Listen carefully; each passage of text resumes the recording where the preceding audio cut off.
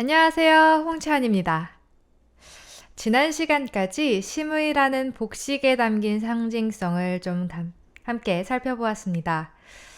자연의 숫자와 유학자들이 성인의 덕목이라고 여겼던 도량행의 모습이 심의에 담겨져 있다고 말씀드렸는데요. 이번에는 같은 맥락에서 조금은 다른 옷의 상징성을 좀 살펴보려고 합니다. 이 옷, 조선시대에 아주 큰 논쟁을 일으켰던 옷인데요. 바로 상복입니다. 문과를 전공한 친구들, 혹은 역사에 관심이 많은 학생, 일반인 분들이라면 조선시대의 굵직한 논쟁들을 들어보신 적이 있으실 겁니다. 사단칠정 논쟁, 인심도심 논쟁, 호랑 논쟁, 그리고 예속 논쟁이라는 이 논쟁을요. 이 한국 철학을 전공하는 친구들이나 한국 역사를 전공하는 친구들에게는 익숙한 논쟁들입니다. 시험에도 자주 출제되는 논쟁이고요. 저희 율곡학 콘텐츠 채널에 보면 이 사단칠정과 인심도심 논쟁, 호랑 논쟁에 대한 좋은 강의들이 올라와 있으니까요. 관심 있으신 분들은 한번 들어보셔도 좋을 것 같습니다. 사단칠정, 인심도심과 같은 논쟁들은 주로 사람의 마음에 대한 논쟁들입니다. 사람의 마음은 어떻게 구성이 되어 있을까?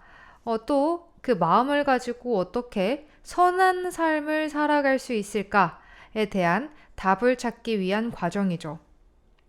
그런데 말이죠. 오늘 말씀드릴 예속 논쟁은 그 성격이 조금은 다른 논쟁이라고 할 수 있습니다. 예속 논쟁은요, 쉽게 말하면 옷의 TPO에 대한 논쟁이에요. 그 심의도 TPO에 맞게 입어야 한다고 말씀을 드린 적이 있죠. time, place, occasion, 즉 시간, 장소, 상황에 맞는 옷을 입는 것에 대한 논쟁이 바로 이 예속 논쟁입니다. 여러분이 만약 구글에 예속 논쟁을 검색해 보시면 예송은 17세기의 율곡학파로 대표되는 서인과 블라블라블라 성리학 이념 논쟁으로 조선 후기 가장 이상적인 정치였던 붕당 정치를 대표하는 정치적인 사건이었다. 라고 해서 정치적인 사건이라는 키워드가 딱 하고 나올 겁니다. 그리고 이 설명만 보면요. 머리가 굉장히 복잡해져요. 제가 조금이라도 쉽게 이 논쟁이 왜 벌어진 건지를 한번 여러분들께 들려드리도록 하겠습니다. 이 논쟁에 들어가기 위해서는 먼저 조금은 복잡한 인물관계도를 살펴봐야 합니다. 자, 인조라는 왕에 대한 인물관계도인데요. 요즘 인기 있는 연인에 나오는 그 인조가 바로 이 인조입니다. 그리고 작년에 아마 개봉한 영화일 텐데 올빼미라는 영화가 있었어요. 유해진이라는 배우가 맡았던 그 역할이 바로 인조였죠. 이 인조라는 인물 요즘 핫한 인물인데요. 인조에게는 세 아들, 소현세자, 복림대군, 그리고 인평대군이 있었습니다. 그 연인에서 청나라로 끌려가 이렇게 새파랗게 질려있는 그 왕자가 바로 소현세자고요. 올빼미라는 영화에서 초반에 침을 잘못 맞고 죽음을 맞이하게 되는 그 왕자가 바로 소현세자입니다. 소현세자에게는 또 세 아들이 있었는데요. 석철, 성린, 석견이라는 아들입니다. 소현세자는 여러 드라마나 영화에서 묘사가 되듯이 안타깝게도 청나라의 볼모로 끌려갔다 온 지 3달 만에 사망하고 맙니다. 영화에서는 침을 맞아 그렇게 됐다고는 하지만 왜 그렇게 된지는 아직 아무도 몰라요. 그렇다면 여기에서 퀴즈. 자, 인조가 왕이죠. 그 왕의 아들이자 왕세자였던 소현세자가 죽음을 맞이했습니다. 그럼 이 상황에서 인조가 사망했다고 할 때 그 다음 왕은 누가 되어야 할까요? 바로 이 소현세자의 첫째 아들이었던 석철이 원래는 왕이 되어야 합니다. 그런데 이변이 항상 발생하죠. 석철이 왕이 된 게 아니라 둘째 아들이었던, 즉 소현세자의 동생이었던 복림대군이 세자로 책봉이 되었고 마침내 왕위에 즉위하게 됩니다. 그가 바로 효종인데요.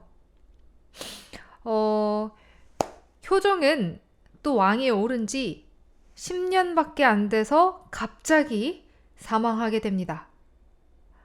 이런 일이 발생하자 문제가 생기는데, 왜냐하면 인조의 부인이 그때 당시에 젊어서 아직 살아 있었거든요. 그래서 이 인조의 부인이 입어야 하는 옷, 정확히 말하자면 이 인조의 부인이 효종을 위해서 입어야 하는 옷의 기간이 얼마만큼이 되어야 하는가? 이게 당시에 굉장히 논란이 되었던 겁니다.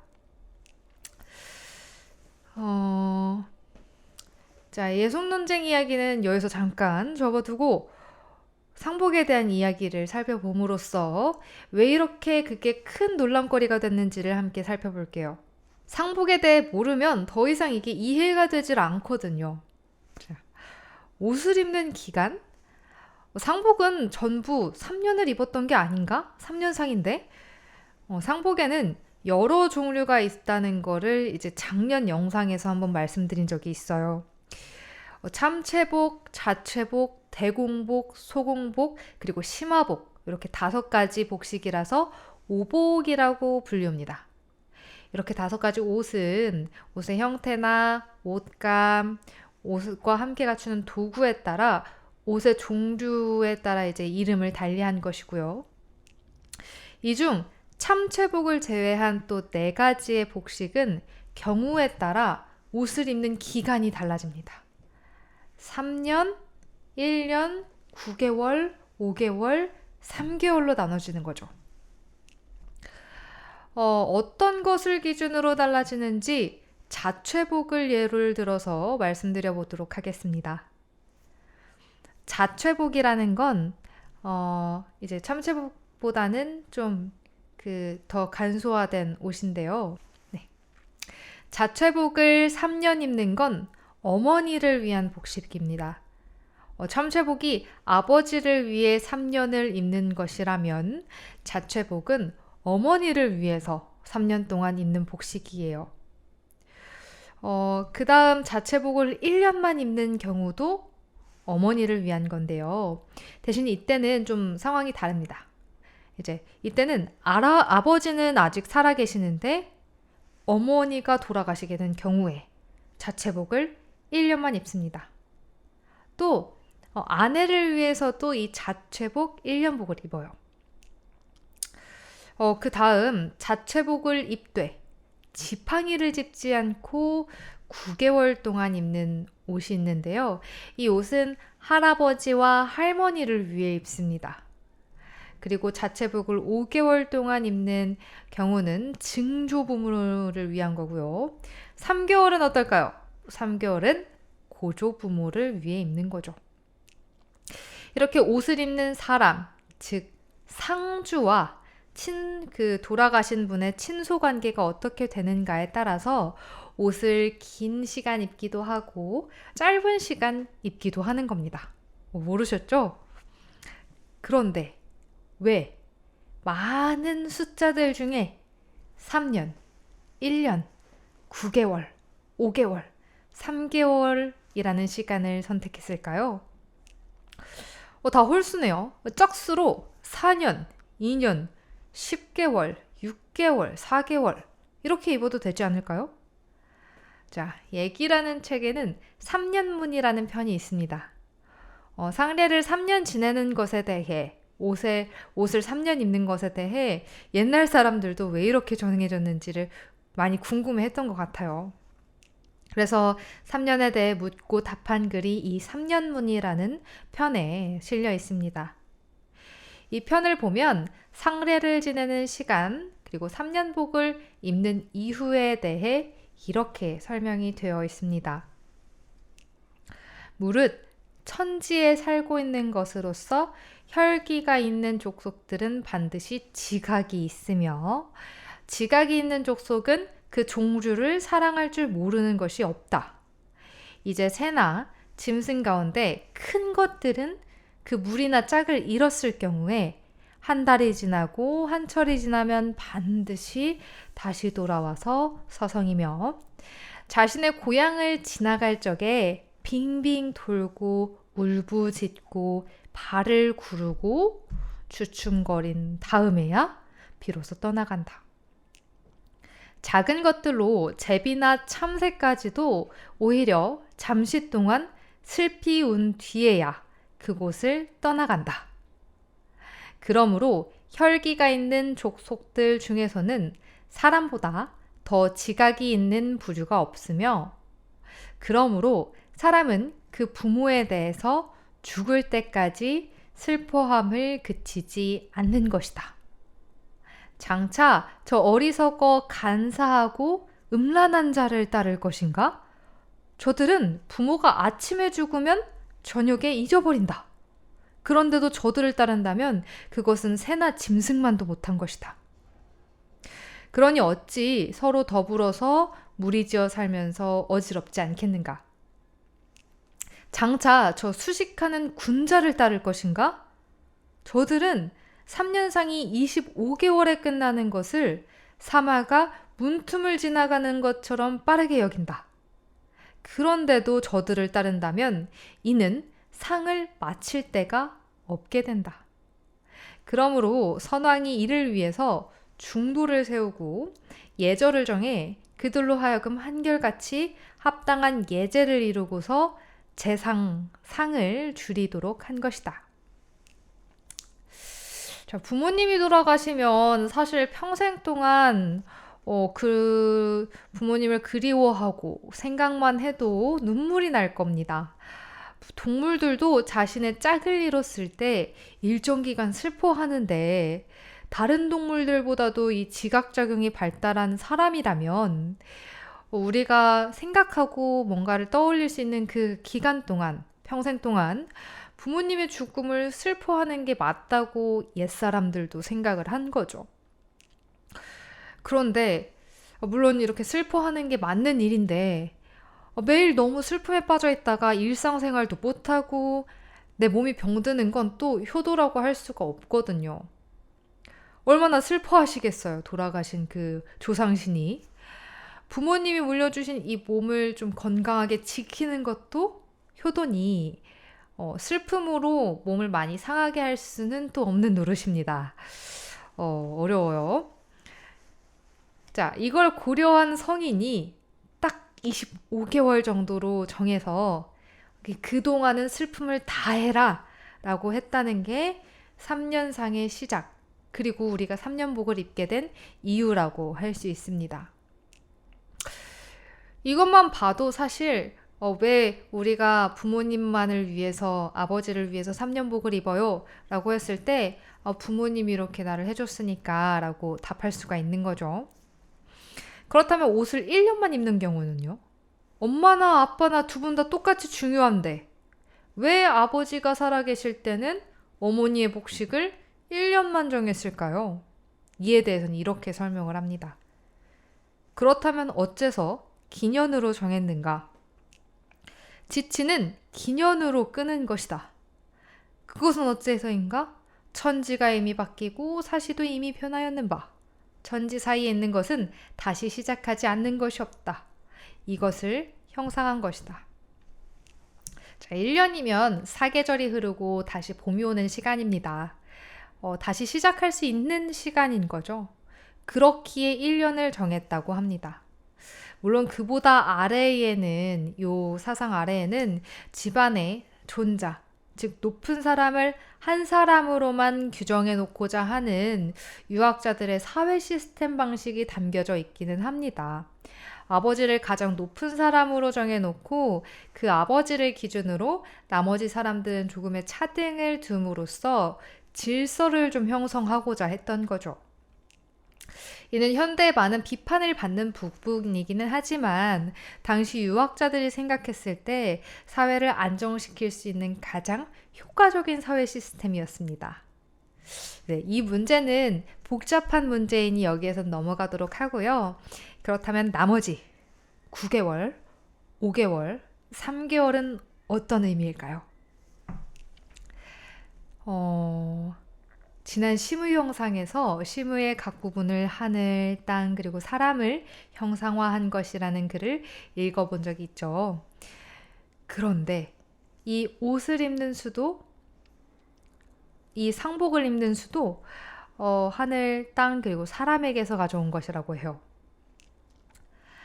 하늘과 땅에서 형상과 법을 취하였다는 것은 3년은 윤년을 형상하고 기년은 일세를 형상하고 9개월은 사물이 새 계절에 이루어지는 것을 형상하고 5개월은 오행을 형상하고 3개월은 한 계절을 형상하였다는 것이다.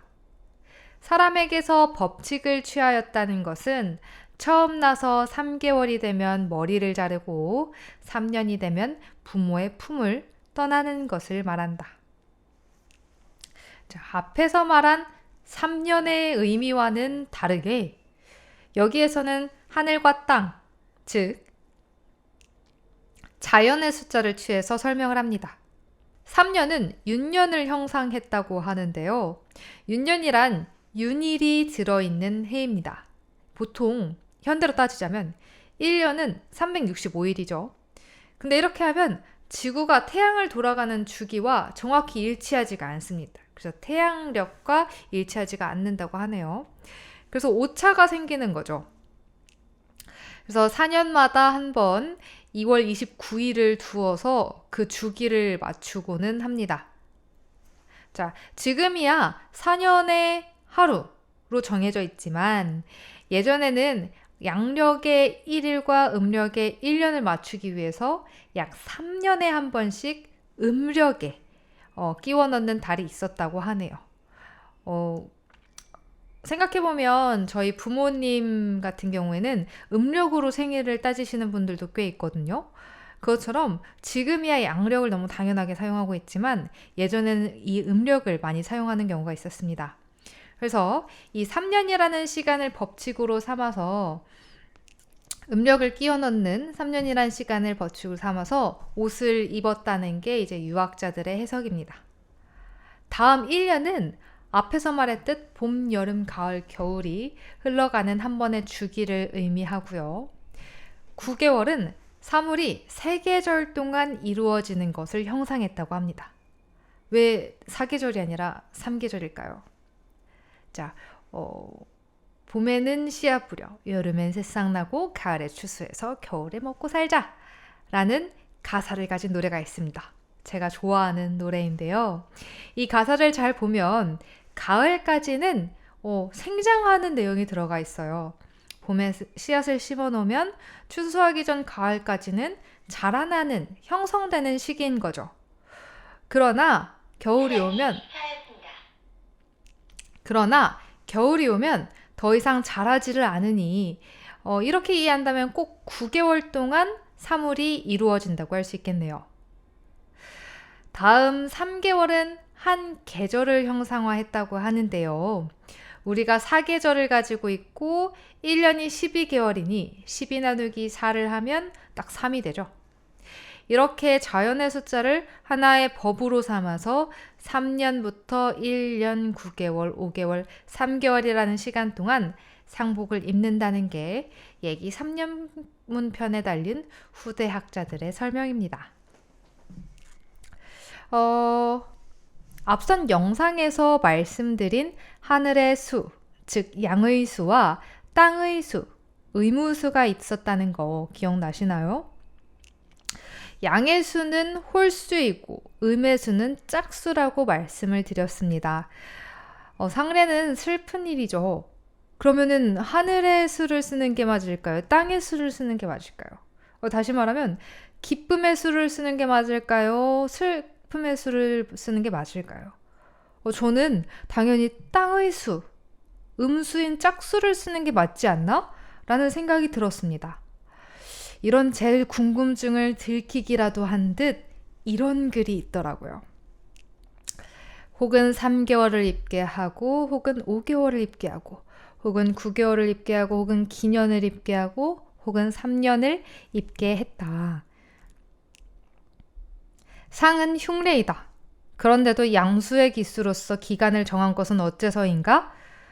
대개 음은 죽음을 오게 하는 것이고 양은 삶을 오게 하는 것이다.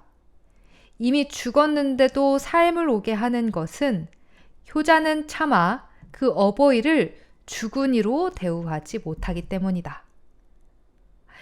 양수의 기수라는 건 홀수죠. 여기에서도 말하듯 음은 죽음을 오게 하고 양은 삶을 오게 하는 수입니다. 그러나 죽음을 오게 하는 숫자를 사용하지 않고 삶을 오게 하는 숫자를 사용한 건 부모님을 너무 사랑하는 자식이 그 죽음을 인정하지 못하고 돌아가신 분으로 대우하지 못하기 때문에 홀수의 숫자를 쓴다는 겁니다. 후대학자들의 생각이 때문에 처음 옷을 입는 기간이 이렇게 정해진 건지는 확실하지 않습니다만 지금의 우리가 들어도 고개가 저절로 끄덕여지는 해석이지는 않나요? 자, 이렇게 상복을 입는 대상에 따라 기간이 달라진다는 것을 살펴보았습니다. 다음으로는 상복 자체가 가지고 있는 그 상징성에 대해 좀 살펴보려고 하는데요. 상복을 입는 게 슬픔을 표현한다는 건 당연한 말이기는 하지만 마치 시무와 같이 이 상복에도 각각의 요소에 자신의 슬픔을 좀 담아두었거든요. 각 부분이 나 지금 너무 슬퍼 라는 것을 보여줍니다. 이걸 함께 살펴본 후에 예속 논쟁의 이야기를 마무리해 볼게요.